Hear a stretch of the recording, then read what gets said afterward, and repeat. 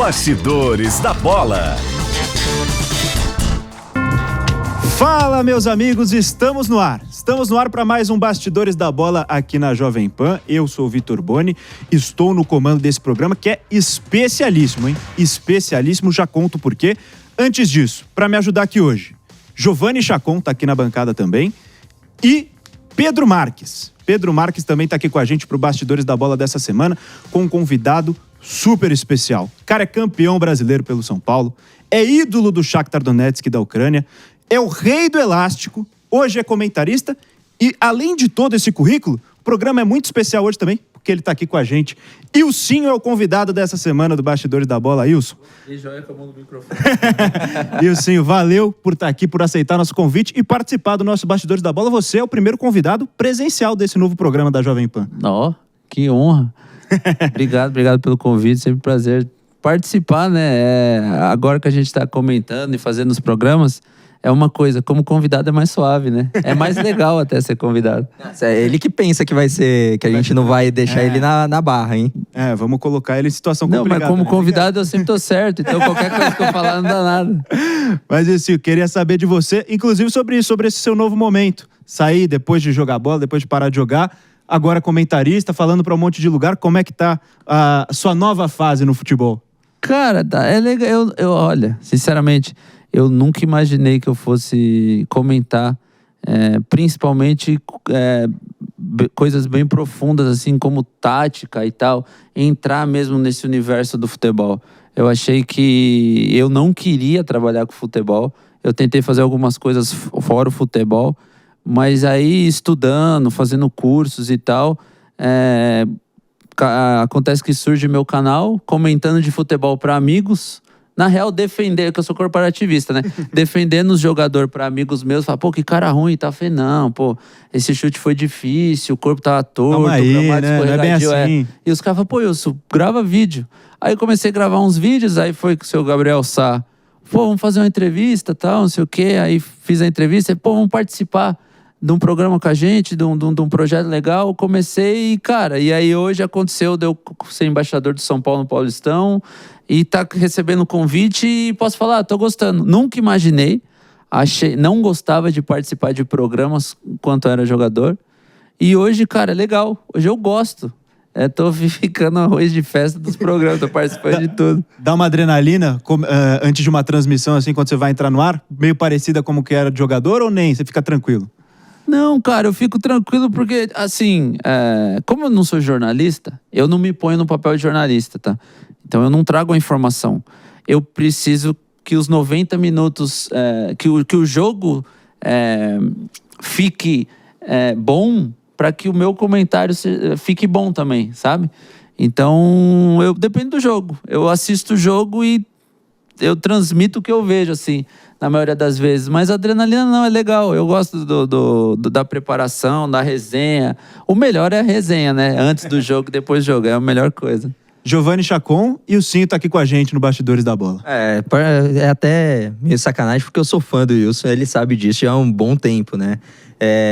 E o senhor, pergunta simples, era mais fácil enfrentar os caras dentro de campo ou fazer o comentário, às vezes, criticando ou o jogador ou o treinador? O que é mais fácil? Cara, eu de novo, eu sou corporativista, né? A galera até no meu canal fala, pô, isso é muito corporativista e tal. Eu nunca falei que o jogador é ruim, que ele não merecia estar lá. Obviamente, como eu e todos, até os feras, eles passam por noites ruins, por jogos ruins, alguns muito ruins. Mas eu acho que esse fato de eu dar essa cornetada sadia, o próprio jogador, eu como ex-jogador, cara, você já acaba o jogo, você fala, mano, que merda que eu fiz hoje. Hoje foi mal. Hoje eu não me senti mal, não consegui fazer nada. O cara tem essa reflexão. Durante o jogo, deu 15 minutos. Ele não arrumou nada. Ele fala, puta, hoje vai ser doído. Eu não consegui nada. A não ser tipo os atacantes que jogam mal na última bola, faz o gol, trabalho feito. Agora, pros laterais, que era eu, pra galera criativa, cara, se com 15 minutos, 20 não arrumar nada, vai ser um dia longo, um jogo tenebroso. E a galera sabe quando vai mal, não precisa nem falar. Eu acho que eu não gosto de falar, pô, o Wilson é ruim.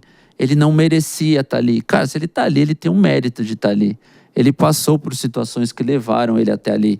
Ou, que nem aconteceu uma situação comigo, a minha esposa foi para Londres assistir Shakhtar e Chelsea, a gente entrando no vestiário, ela me liga, fui roubada. E a ligação cai. Pô, Como é que você entra em campo? Eu tô no vestiário, entrando pra jogar um jogo de Champions League, minha esposa com a minha filha, só elas duas lá. Ela falou, eu falei, cara, não vai ter ninguém pra ajudar. Ela falou, não, eu vou. Eu falei, então, glória a Deus, vambora. Aí ela foi. Aí eu fui com o time, né? Ela foi sozinha. E aí ela falou que tava no McDonald's, meteram a mão na carteira. E aí, como é que... Tipo assim, eu jogo... Sua cabeça fica pro jogo, eu né? jogo mal, ninguém vai se importar se minha esposa... O que aconteceu? Cara, mas e aí ela me dá essa informação. 90 minutos de você pensando fora do campo. Não, e aí eu não consigo mais falar com ela. E aí, mano, tem que continuar a rotina. Aí, aquecimento, jogo. No meio tempo eu vejo uma mensagem dela. Falou, tô no estádio, tá tudo bem, depois te conto. Falei, opa, menos mal. Só que até então o primeiro tempo já foi, né? Então, cara, às vezes acontecem coisas com os jogadores extra-campo que eles não transmitem, mas acontece. Em 2011, uma galera, eu tava no São Paulo, uma galera me cornetou. Pô, chinelinho, só machuca.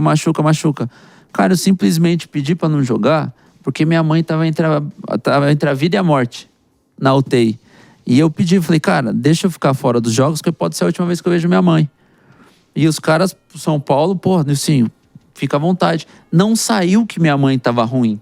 Só saía como sai hoje, que o Nilcinho tava com Problemas pessoais. Problemas pessoais. E a galera cornetando, e eu quieto, sabe? Então, tipo, coisas acontecem que eu não me sinto no direito de falar que o cara é ruim. Mas que ele não atravessou uma noite boa, não dá pra falar. Não, e às vezes até sai a notícia, sei lá. Não, o Sim, pô, foi mal nesse jogo do Shakhtar com o Chelsea. Pô, horas antes a mulher foi roubada. Ou, pô, tá de fora, mas... Aí vão falar ainda na internet, agora no tribunal da internet, vão chegar assim, mas ganha muito bem pra isso daí, tem que ter cabeça vazia. Não dá, né? Não dá. O cara é humano, né? Ele tá preparado ali, ele tem que se preparar, ele tem que estar preparado, porque é o trampo dele. Mas, cara, é o psicológico. A cabeça não tá em dia, esquece. Já vou passar a bola pro Pedro Marques fazer a sua primeira pergunta também, mas só pegando o gancho disso, aconteceu com o Alisson, né? Recentemente, o período que ele passou afastado do elenco do São Paulo, tava mal de cabeça também, não jogou vários jogos, não começou a temporada, ainda com o Rogério Ceni no comando, né? Então, o próprio Sabino agora passou por isso, né? Que teve perdas ali na família dele, né? Se eu não me engano. A gente não sabe, né? Que acontece na vida do jogador, né?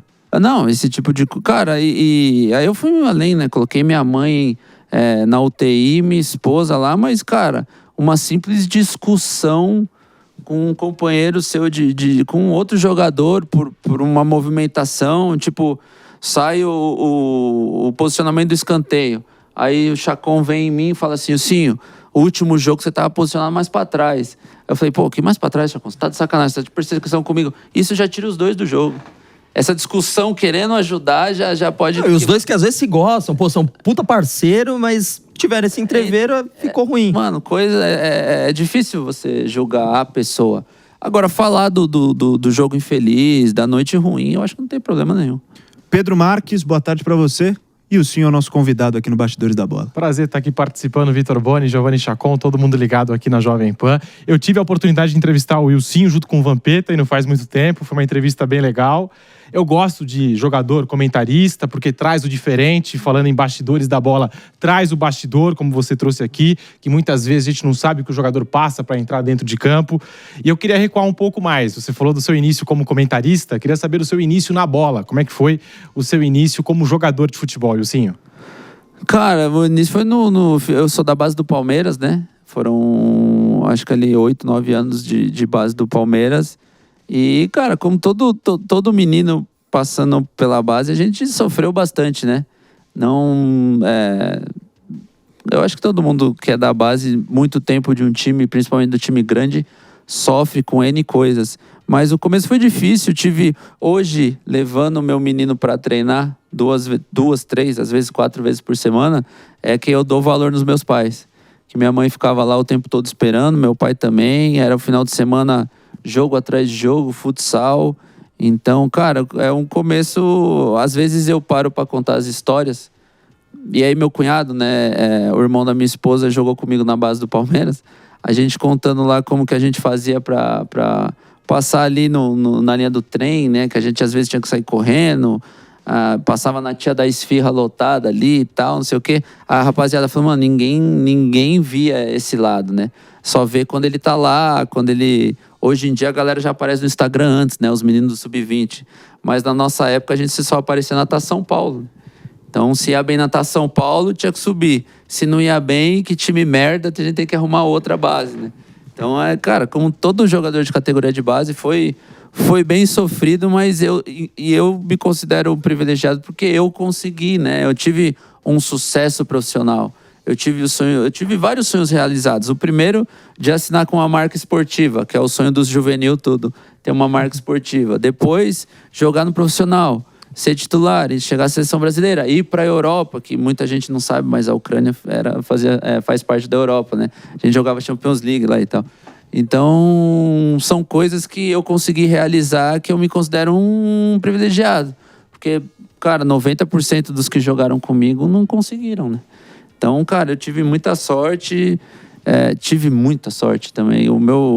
A minha estreia no profissional, como aconteceu, eu me considero um cara de muita sorte. 10 anos na base do Palmeiras e a gente tá falando da sua experiência como comentarista, na experiência dos gramados, mas você como torcedor e aquele cara que gosta de futebol, é verdade que lá atrás você era torcedor do Corinthians? Eu era corintiano. De menino. Aquelas 2 eliminações pro Palmeiras... que o Marcelinho perde o pênalti, eu cheguei a ficar fora da escola, porque eu era quase um dos únicos corintianos, por incrível que pareça, né? Hoje eu vejo a molecadinha do time do meu filho, a maioria é corintiano. Na minha época eu era um dos únicos. E aí, depois de muito tempo já na base, jogando contra o Corinthians, e tinha confusão e briga todo jogo, campo e salão. Quando o pessoal da minha geração estreou no profissional, eu falei, cara, não vou torcer pro Corinthians. Não vou torcer pra eles, desculpa, não vou. Não vou, e aí a gente começa já a entrar no espírito. A gente conseguia ser gandula no Palmeiras, né, nos jogos. Então aí isso ia trazendo... E o ambiente do Parque Antártica na época era legal. Então a gente ia lá ser gandula no Parque Antártica, acabava torcendo, né, pro time que joga, assim. Então eu me envolvia, não me considerava palmeirense, confesso, mas aí eu deixo bem o Corinthians de lado, assim, paro de torcer. E aí depois, cara, o sucesso que eu tive no São Paulo, o carinho do torcedor até hoje, até eu começar a cornetar o treinador, né? Mas o carinho do torcedor até hoje me fez gostar ainda mais. E o São Paulo, na minha época, era o time, digamos assim, desejado, porque foi campeão mundial no profissional, a base era muito forte. A gente falava que era o Real Madrid da base, né? Os caras chegavam lá, ganhavam bem, chegavam elegante. E aí, então, todo mundo queria jogar no São Paulo, não tinha como. Na minha época, o time mais assim, buscado das categorias de base era o São Paulo. E isso, cara, me tornou São Paulino. Hoje eu sou um cara que gosta, que comenta, que assiste o jogo, que acaba torcendo. E, cara, hoje eu me considero um São Paulino. Eu até ia perguntar sobre essa conexão, porque a gente sabe que jogador nem sempre vai torcer pro time, é torcedor do time que ele tá jogando, né? Torcedor de infância. Então não dá pra imaginar que o jogador do Corinthians torceu pro Corinthians a vida inteira, porque é uma profissão, né? Você vai pra uma empresa diferente. Mas queria saber dessa conexão que você tem com o São Paulo, porque hoje você trabalha na mídia segmentada do São Paulo. Na sua primeira experiência como profissional, houve essa troca do Palmeiras pro São Paulo, que gerou bastantes comentários, né? Como que foi essa troca? Como você decidiu sair do Palmeiras e ir pro São Paulo? E você acha que esse movimento de sair do Palmeiras e ir pro São Paulo naquele momento foi o que também fez você, além do futebol praticado em campo, foi o que fez você também ter essa conexão com o torcedor de São Paulo? Cara, a conexão com o torcedor São Paulino foi mais pelo sucesso que eu tive lá. A gente conseguiu ser bicampeão brasileiro, depois eu voltei, e agora, quando eu comecei com os vídeos, o torcedor São Paulino recebeu bem, apoiou, se inscrevia no canal, tanto é que eu tenho mais views quando a gente fala do São Paulo. Então eu acho que o carinho do torcedor São Paulino foram pelas vitórias também, né? Mas lá atrás, na base, eu acho que eu tive um desgaste com as pessoas que tomavam conta da base do Palmeiras, e isso foi me afastando. por um momento, até depois do profissional, eu confundia o desgaste que eu tive com pessoas que comandavam a base, eu colocava tudo na conta do Palmeiras. Então, por muito tempo, eu falava assim, cara, não gosto do Palmeiras, não gosto do Palmeiras. Mas o meu problema não foi o Palmeiras. Tanto é, eu fiz 5 jogos pelo profissional do Palmeiras. A torcida me recebeu muito bem. Tanto é que hoje eles falam o Judas saiu e tal, porque a recepção foi boa. Os jogos que eu fiz foram bons. Mesmo o time não estando numa boa fase, foram bons jogos. Então, tipo assim, só que eu confundi. Aí eu tive um desgaste com pessoas que gerenciavam a base. Depois, negociando um novo contrato, eu tive desgaste com pessoas que gerenciavam o profissional. E aí, em algum momento, eu coloquei tudo no mesmo pacote e falei, Palmeiras. Mas, cara, o time, a entidade, os torcedores não tem nada a ver com isso. Alguns me interpretaram mal, eu até fui mal em algumas entrevistas que eu disse naquela época, mas eu tive problema com os dirigentes, diretores da base e depois do profissional. Mas na época, o apoio que eu recebi por ser da base do Palmeiras, do torcedor, foi muito bom. Mas isso é até interessante, você disse que confundiu, mas você acha que para o jogador é fácil fazer essa distinção de separar o que é o dirigente, o que é a gestão daquele momento, o que é o presidente daquele momento, do que é o clube como um todo? Bom, eu até olhando na TV assim, falei, caramba, parece que eu tô velho. Não parece, eu tô velho. Ainda mais estando com você e o Chacon, vocês têm quase ali menos de 30 anos, pô. Então eu tô velho. E se adquire experiência de acordo com o passar do tempo, né? Eu acho que no começo o jogador não sabe diferenciar. É só ver a maioria dos jogadores que trocam, que saem da base de um clube e vão para outro, eles acabam fazendo hoje posts, mensagens, eles colocam tudo no mesmo pacote. E não é. O cara teve problema, talvez, ou eu, ou meu empresário teve problema com pessoas que administravam aquele setor, que é diferente. E, cara, mais velho, já com 28 anos, eu errei. E já estava 8 anos mais experiente, ou talvez 10 do que eu era antes. E errei ainda como profissional por falta de experiência. E hoje, com quase 40, a gente vai continuar errando em alguns momentos, mas a gente já olha diferente. Fala, putz, fui juvenil, não devia ter feito, acabei fazendo. Mas, cara, eu acho que é parte do aprendizado, né? Parte do processo o erro.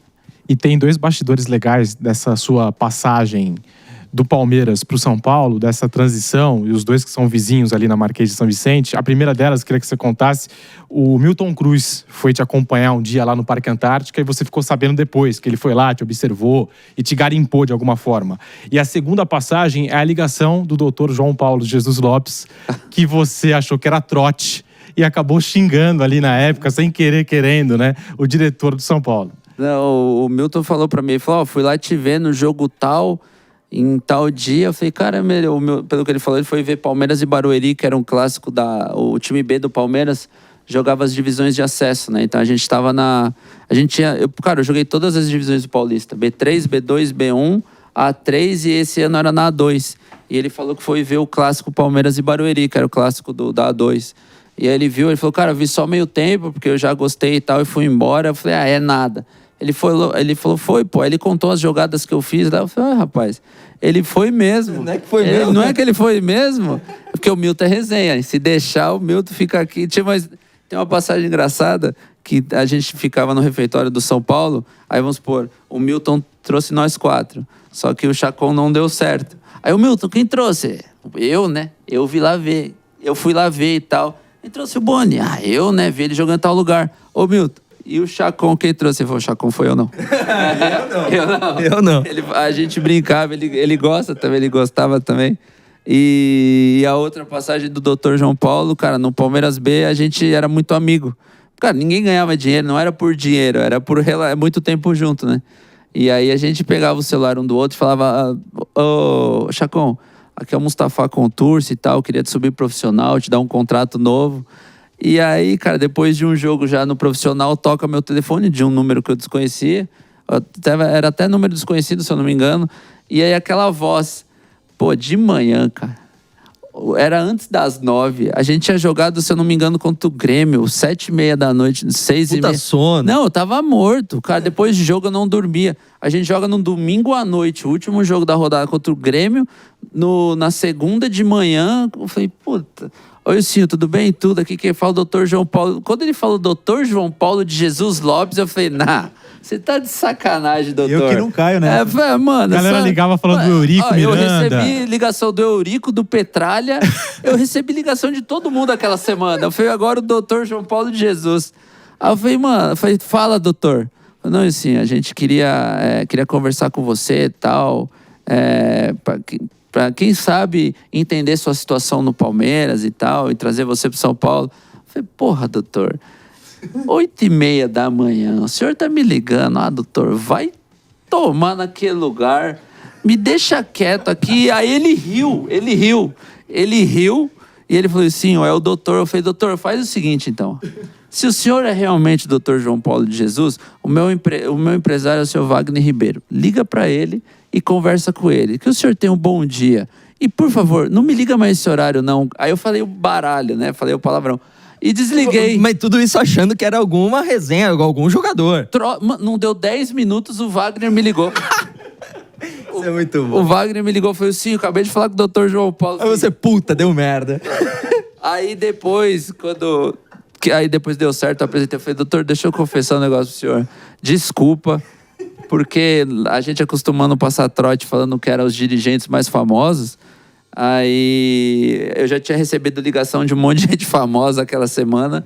E aí ele falou, cara, quando você me mandou, que você me xingou, me mandou pra aquele lugar, naquela tranquilidade, rápido, eu imaginei que era alguma coisa desse jeito e eu ri e tal. Eu falei, não, mas 1000 perdões, doutor, desculpa mesmo. Você ficou com medo de ter melado a transferência?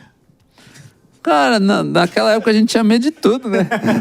Eu falei, chegando naquela hora no profissional, falei, vixe, jogaram areia em mim ali, já era, mas ainda bem que ele entendeu. E futebol é assim, o São Paulo naquela época era referência em gestão, eu acho que hoje até inverteu um pouco, o Palmeiras é a grande referência, e vai ser assim sempre o futebol, talvez amanhã o Corinthians, depois o Santos.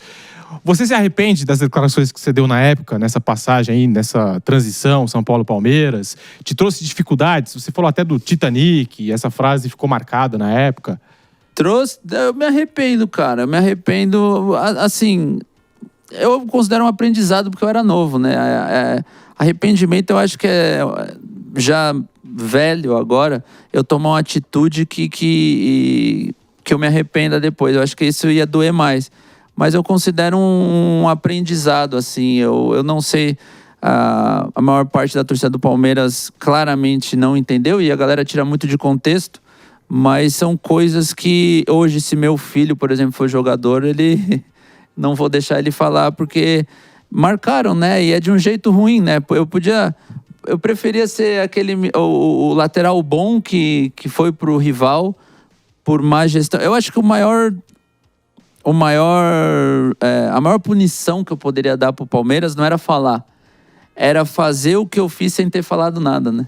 Então, se eu me tornasse titular do atual campeão no mundo na época, fosse para a seleção brasileira e fosse vendido do preço que eu fui, esse seria o maior, assim, a maior punição que eu poderia dar para aqueles dirigentes do Palmeiras, né? Ao invés de falar da tua declaração, iam falar, perdemos esse cara. Ao invés de falar alguma coisa infeliz que serviu de aprendizado, seria a maior vantagem que poderia ter. Exemplo recente, até lateral, né? Foi o Caio Paulista, que saiu do São Paulo, foi pro Palmeiras.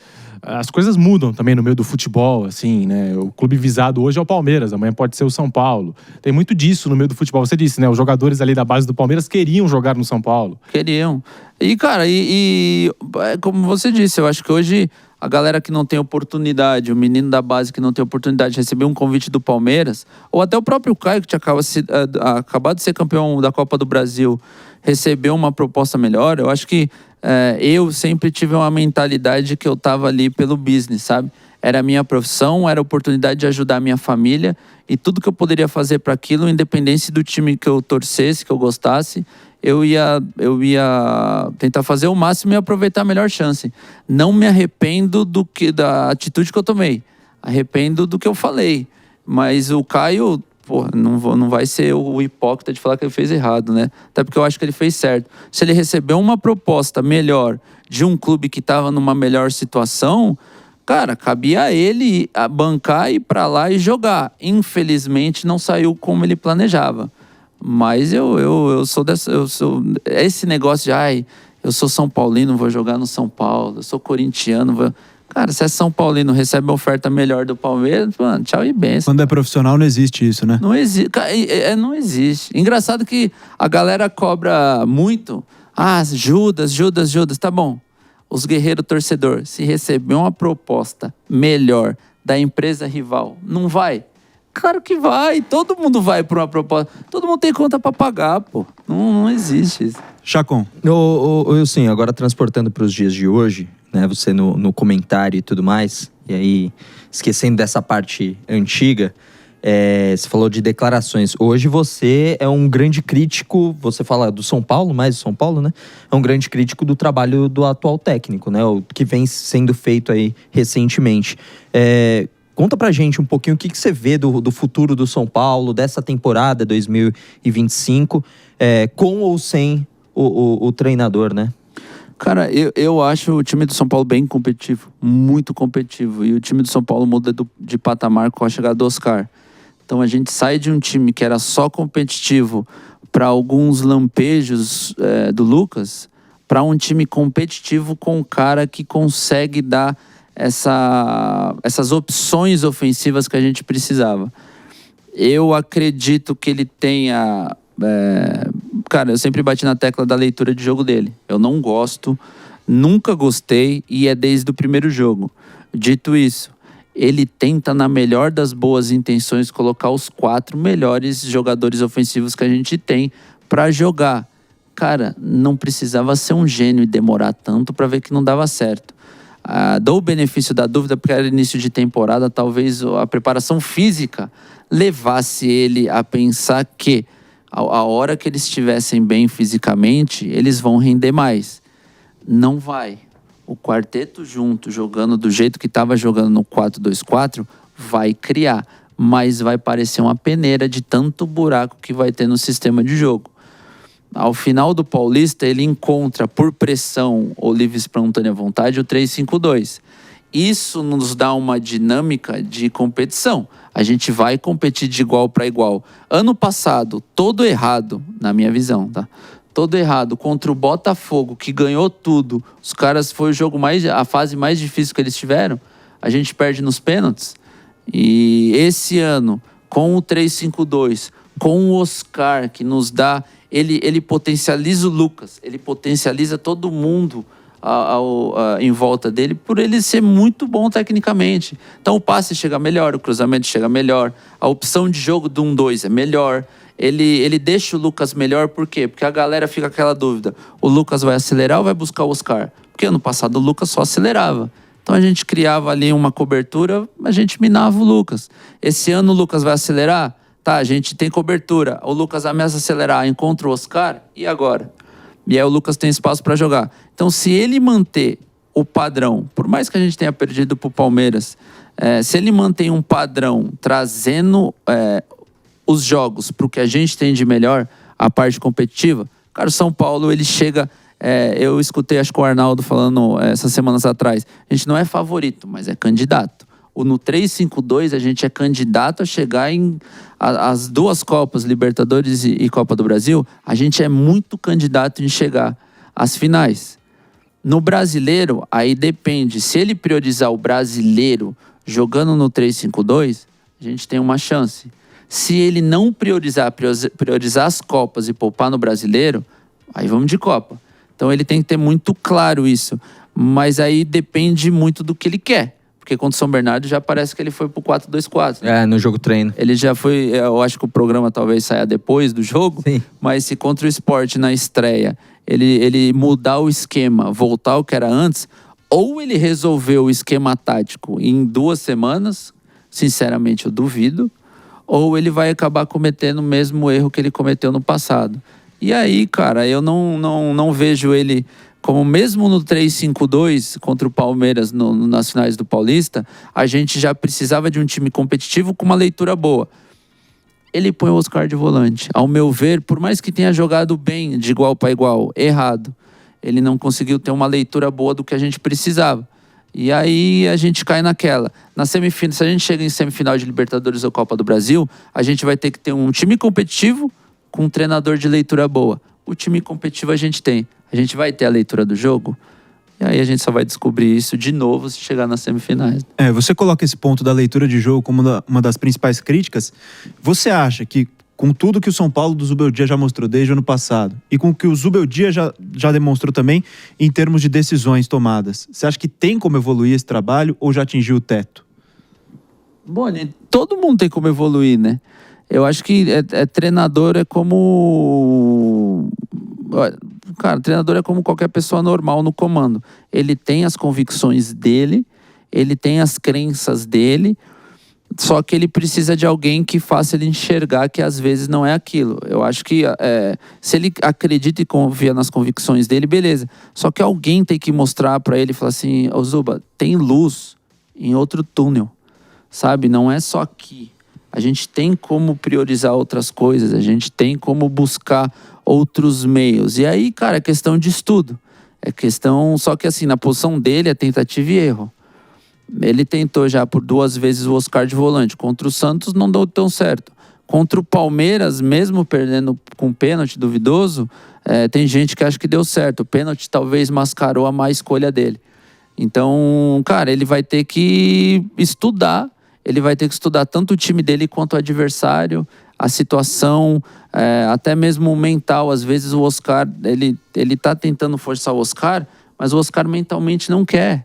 Aí é conversa, cara, é muito complexo.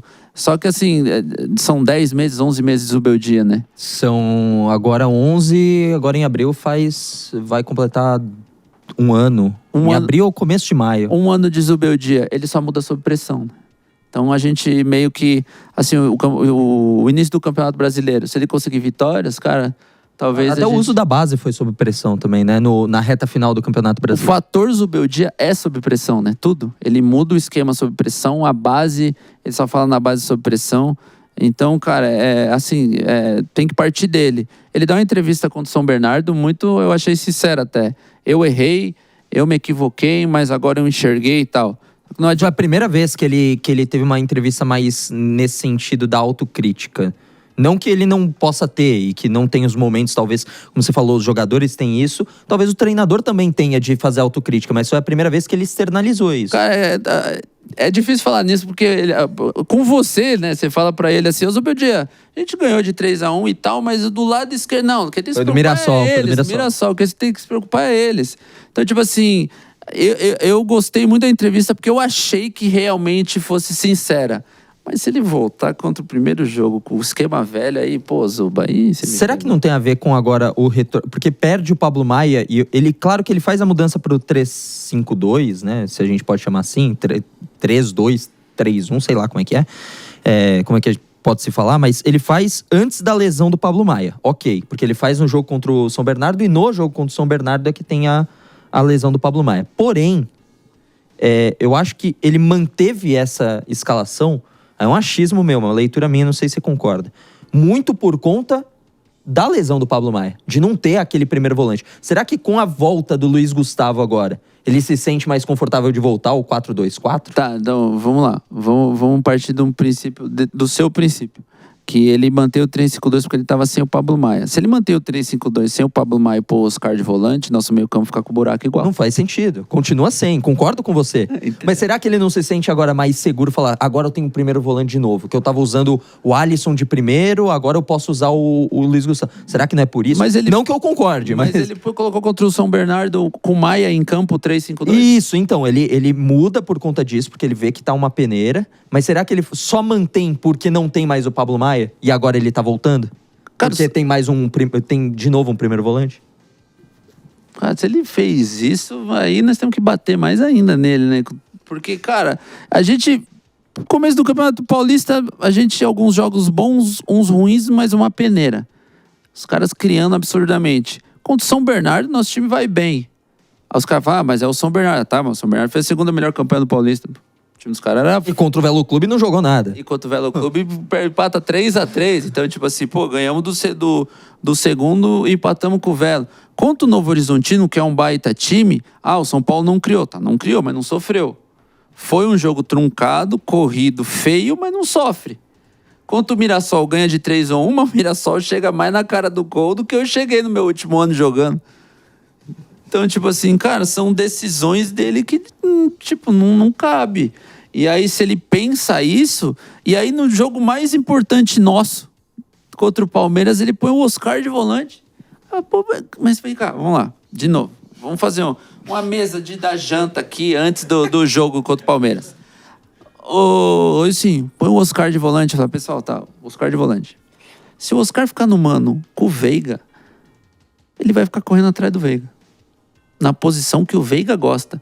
Não é o Veiga marcando o Oscar lá atrás. É o Oscar correndo com o Veiga do jeito que o Veiga gosta. Se ele correr atrás do Facundo, ele vai ficar no mano com um jogador que é muito bom no 1 contra 1 na área que o Facundo gosta. Não é o Facundo que tá marcando o Oscar lá atrás para dar uma folga pro Aníbal ou pro Martínez. Não, é o contrário.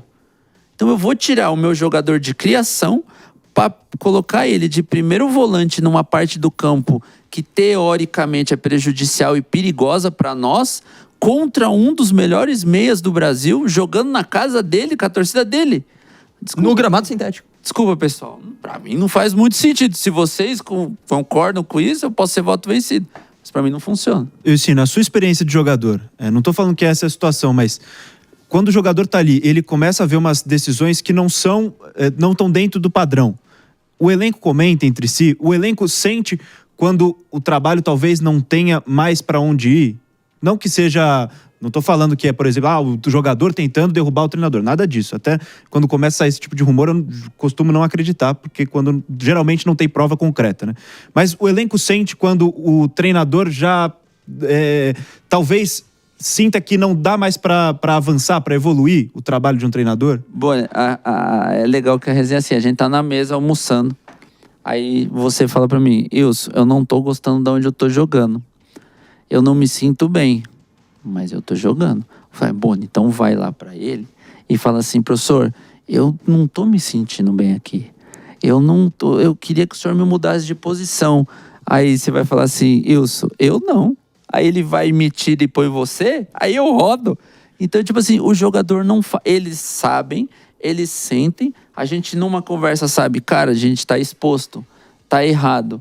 Mas são poucos, e os líderes, os que têm mesmo culhão de ir lá e falar assim, professor, não tá legal, professor. Não tá legal. E é isso que é liderança pra mim, sabe? Liderança pra mim não é gritar na frente do vídeo. Não é ficar falando A, B ou C. Liderança pra mim é chamar essa responsabilidade, assumir esse risco de pode ser que caia eu, mas chegar e falar, professor, não tá legal, nosso time não tá rendendo. Canto, não precisa nem ser na frente da galera. Não, professor, posso conversar com o senhor lá no campo, lá no escanteio, perto das árvores, lá embaixo. Professor, não tá legal, professor. A gente tá exposto. Toda hora eu tô correndo contra dois caras, olhando pro meu goleiro. Tá estranho. Você acha que no São Paulo ninguém fez isso até agora? Cara, se fez, ele é mais cabeça dura do que a gente pensou, né? Porque se a informação vem de dentro do campo pra ele e ele não consegue ver, ou ele pode ser aquele cara também, não sei, eu não conheço ele, mas eu já sei de treinadores que assim, vamos supor, você vem em mim e fala, Ilson, não tá funcionando e tal, o cara vai virar pra ele e falar, o dia que você tiver seu time, você faz do jeito que você quiser. No meu time é assim, se você quiser jogar é assim. Se não, você sai. Isso que eu ia perguntar, os treinadores que você trabalhou, eles eram receptivos a esse tipo de opinião do jogador? Na minha época, manda quem pode, obedece quem tem juízo, pai. Não tinha essa não, conversa. Agora tá mais assim, tá mais... Eu falei com 2 ou 3 jogadores mais novos, eles falaram, Wilson, hoje tá mais conversado, o cara não dá tanta dura e tal. Ele tenta na minha resenha. Na minha época, cara, já tive treinador que falou assim, ó, a trava da chuteira tá baixa, hein? Professor, mas o campo tá seco. Tá baixa. Cara, você não troca a trava, você sai no meio tempo. Mircea? Luchescão, velho de guerra. E se escorregasse, então, no vídeo no outro dia? Ele pausava o vídeo e falava ali, ó. Viu? Eu falei que tava baixa. E no outro dia, ele mandava trocar as travas da sua chuteira sem você saber, pô. E ai de você... E ele ia olhar lá assim, ó. De novo? Mano, o Mircea... Ó... Luchescão, velho, reunião 3h30. Cara, 3h30 você chega na sala de reunião 3h25, né? Você tá 5 minutos ainda adiantado pra não ter erro e tal. 3h15, chega a Mircea na sala, aí ele incomodava os brasileiros. Pô, cadê os brasileiros? Os brasileiros, cara. Era meio apaixonado pelos brasileiros. Era, tudo era os brasileiros. Aí ele entra na sala, olhou lá no fundo, que os brasileiros sentavam no fundo, olhou lá no fundo. Os brasileiros estão aí? Estão. Tá, então vamos lá. Os caras, mister, o Urats, o lateral esquerdo romeno, não tá na sala ainda. Ele, ué, como não? Os brasileiros estão, mas o Urats não tá. Aí o capitão falou, mister, tem 15 minutos ainda pro horário da reunião, tá cedo. Ele falou, tá cedo? Quem fala que tá cedo não sou eu. Sai gritando pela porta, Urats, Urats, Urats. E nós, pelo amor de Deus, falta 15 minutos ainda. Cara, 15 minutos dá pra você fazer uma ligação, ir no banheiro, ir lá embaixo, no CT, buscar uma cafezinho, água. alguma Qualquer coisa. Mano, ele ficou brabo. E ele gritou e ficou gritando 10 minutos. E, cara, a sala do vídeo era longe dos quartos. Principalmente do quarto do Urats. E o Urats não ouviu. Faltando 5 minutos, sobe o Urats. Tranquilão, tô no horário. Tranquila. Mano, ele recebe o Urats gritando. E aí ele fala, não sei o quê. E você tá falando comigo ainda? Aí ele falou, tchau, vai embora pra casa. 3h25. Faltava 5 minutos por horário marcado. Aí ele, vai embora, tchau. Aí os caras, mister, quem vai jogar? Aí ele olha, quem tá aí? Ah, tá fulano, ciclano. Ah, já sei. E o Cio vai pra lateral direita, Dário vai pra esquerda, bota um outro ali na ponta e vamos pro jogo. Não teve nem a reunião. 3h27 ele acabou a reunião, que seria 3h30. Os caras, meu Deus do céu, olha o velho, mano. E, velho, isso é normal. Mister, todos os times grandes vão embora depois do jogo aqui em Donetsk. Os caras vêm de avião privado, jogam na quarta-feira à noite e vão embora depois do jogo. Mesmo se eles chegam tarde em casa, eles vão dormir até mais tarde e treinam à tarde no outro dia. Ele falou isso para o auxiliar dele. O dia que você for treinador, tiver seu time, você faz o que você quiser. Aqui no meu time mandou eu, a gente dorme aqui. E como é que você vai resenhar com um cara desse? Não tem resenha. Você é louco. Vou passar pro Pedro Marques, mas antes, seguindo só essa linha, isso em outros times. No São Paulo era uma situação especial porque tinha o Rogério Ceni, né? Capitão há mais de 20 anos. E esse jogador em específico, os técnicos escutavam ou ainda tinha embate? Não, o Ceni era o patrão, né? O Ceni era o patrão. Tem uma história boa. O Ceni era o patrão, teve uma pré-eleição antes do jogo. Vamos supor, vídeo, 3h30. Aí todo mundo na sala. 3h32, nada do Ceni. 3h33, desce o Ceni, atrasado. Ele entra na sala, todo mundo muda, ele, desculpa, dormi mal à noite, acabei dando uma cochilada, perdi a hora. Entrou. Quando ele entra, o Bosco, lembra? O Bosco, o goleiro, lembra? Ele entra e grita, ô patrão, em cima da pinta, hein? Em cima, é o nosso que tava adiantado, não é o seu não, é 3h30 agora. Ô doutor, muda esse horário aí que tá errado. Aí. Pedro Marques.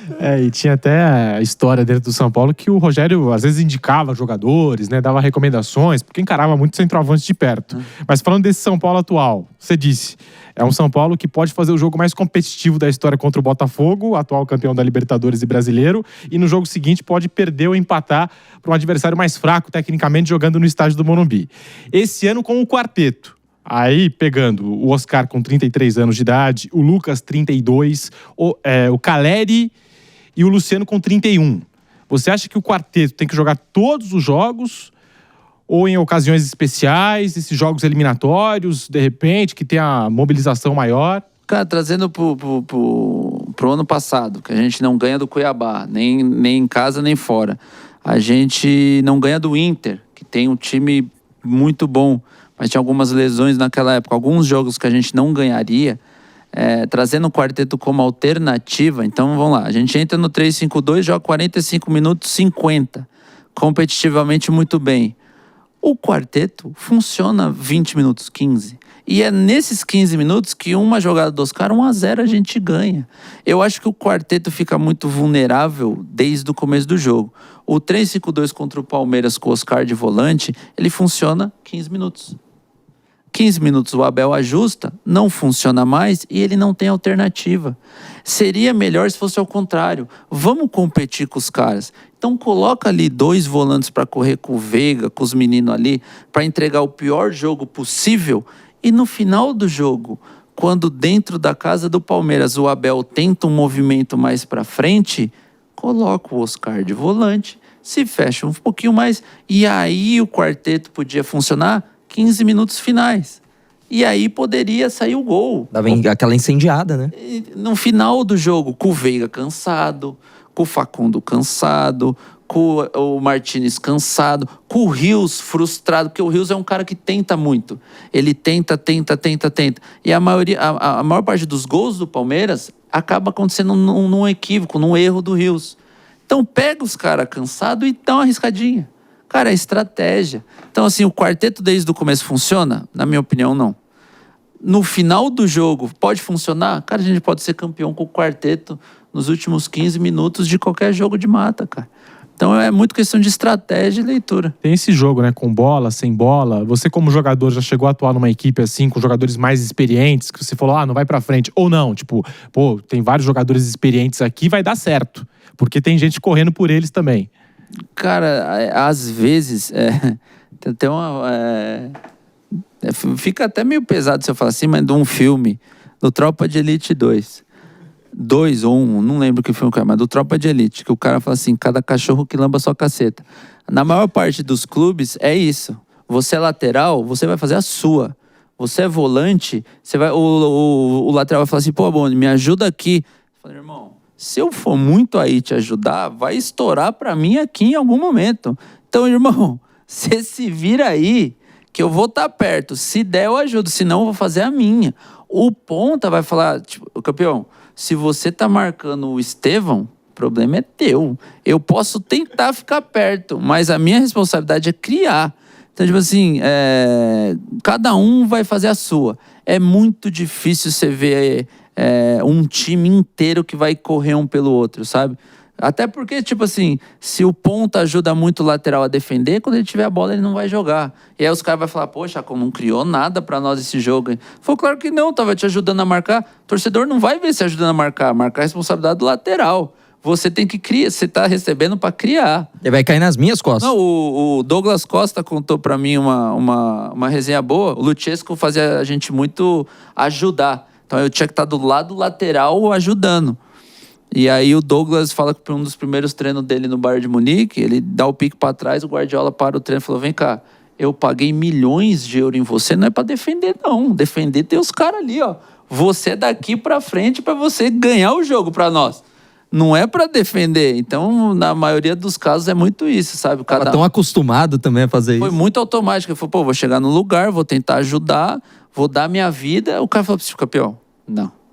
Daqui pra lá é os fera, daqui pra cá é contigo. E é muito isso, cara. O jogador tem que entender a sua faixa no campo. Óbvio, se você aguenta fazer isso, tá acostumado a fazer isso, Deus abençoe. Mas você vai ser cobrado pra realizar a sua, né? E sim, a gente já está entrando na reta final do nosso programa e eu tenho uma curiosidade muito grande sobre um episódio que aconteceu recentemente, já saindo um pouco de São Paulo, indo para o futebol brasileiro de forma mais abrangente. O Danilo, lateral, Flamengo, seleção brasileira, hoje joga mais como zagueiro, né? Mas durante toda a carreira foi lateral. Deu uma entrevista recentemente falando que com o Guardiola ele sofreu uma lavagem cerebral, que ele ficou pensando que todo o restante da carreira dele, ele jogava de forma errada, porque o Guardiola ensinou de uma outra forma e isso acabou influenciando no pensamento dele sobre o futebol. O que você acha sobre isso? Você acha que o jogador brasileiro, ele tá um pouco contaminado, talvez, por essa globalização do futebol, querendo muito ir para a Premier League, querendo... o futebol brasileiro como um todo também, querendo repetir os padrões europeus, ou é isso mesmo? O Guardiola inventou um outro jeito de jogar futebol e é o jeito que talvez tenha que ser seguido? Não, cada treinador tem as suas crenças, né? Então, o Guardiola é um dos poucos que consegue ter as crenças dele, colocar em prática e contratar em cima do que ele acredita. Então, mas na maioria das vezes, quando você chega num lugar assim, o próprio Luchesco no começo era assim. Ele virou pra mim, pô, eu era lateral. Ele falou, eu tô te contratando, mas não é pra ser lateral não, porque eu tenho o melhor lateral direito do mundo, que na opinião dele era o Dário Serna, e se eu quisesse um lateral, não contrataria você, mas eu tô te contratando pra jogar na frente dele. Então, assim, você vai dar suporte pra ele defender e ele vai dar suporte pra você atacar. Beleza, Aí foi o que eu te falei. Eu falei, irmão, você pagando o que eu pedi, eu dou até cambalhota antes de chutar pro gol, pô. Então, tipo assim, o jogador, para alguns é mais fácil, para outros é mais difícil. O Danilo teve dificuldade, como ele disse, e se encontrou em outro lugar.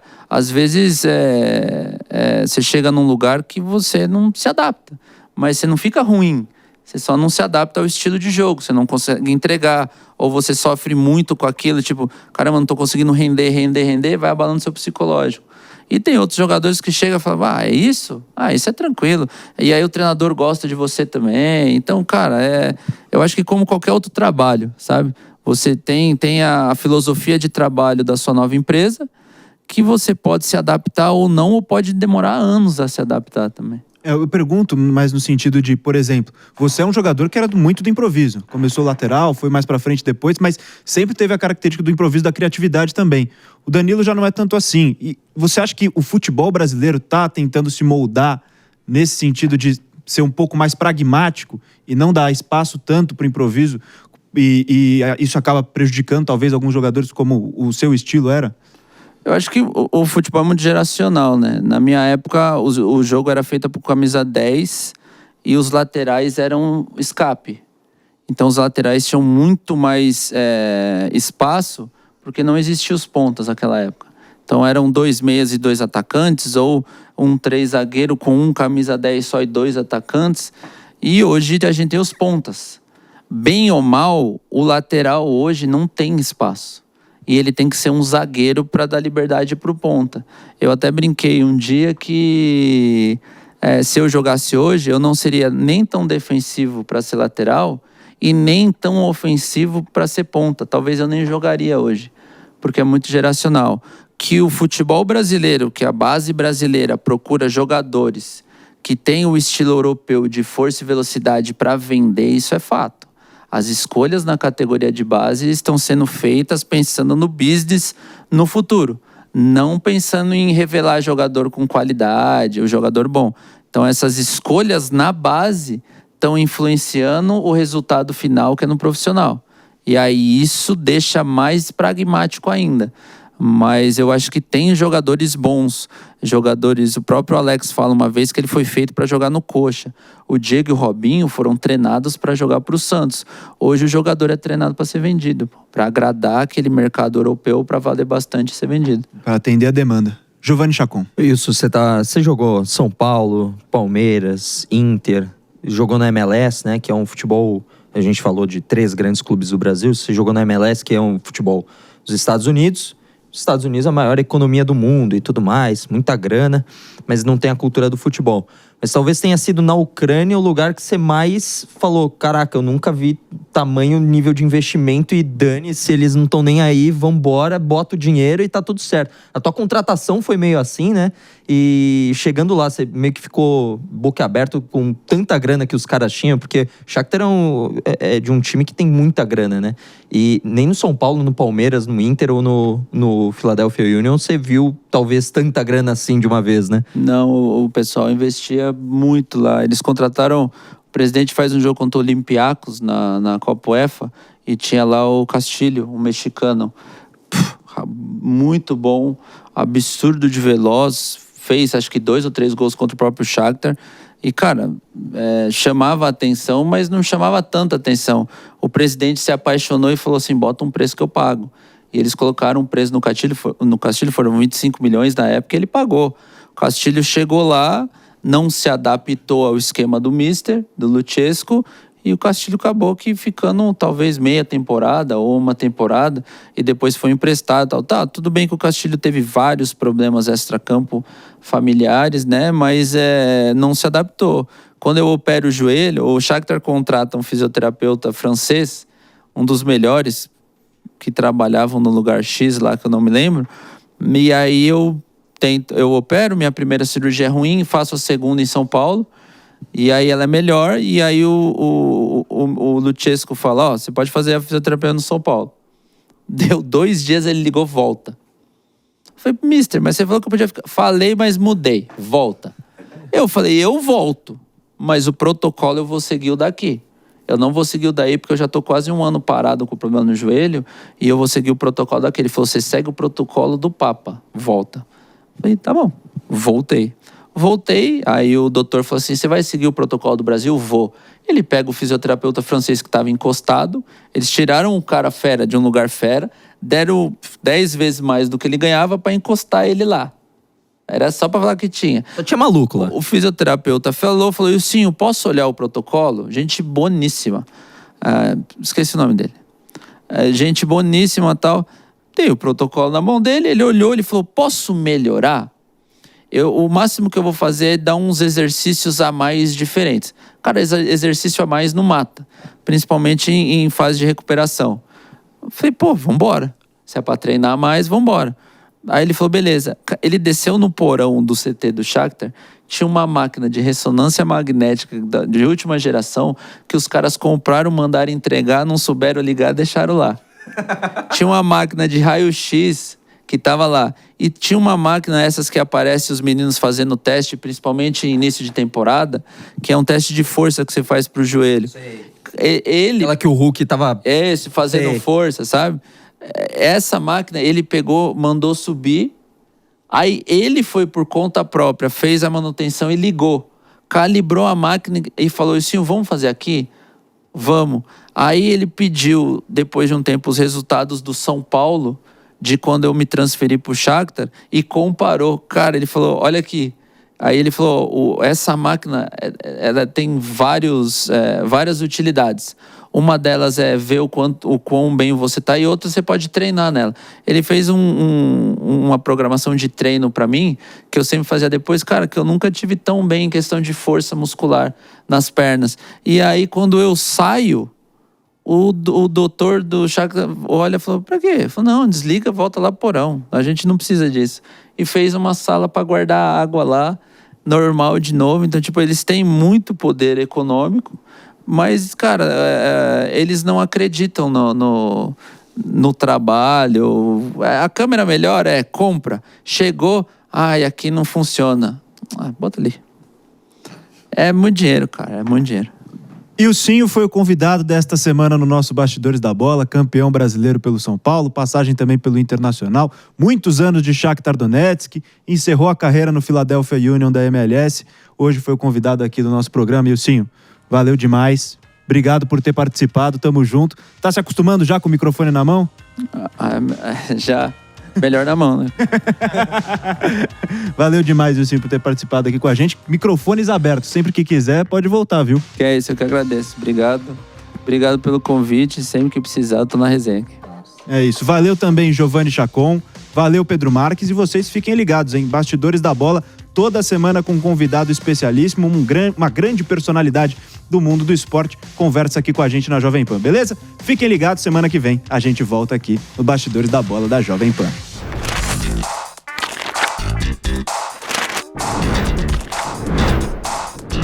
Bastidores da Bola. A opinião dos nossos comentaristas não reflete necessariamente a opinião do Grupo Jovem Pan de Comunicação. Realização Jovem Pan News.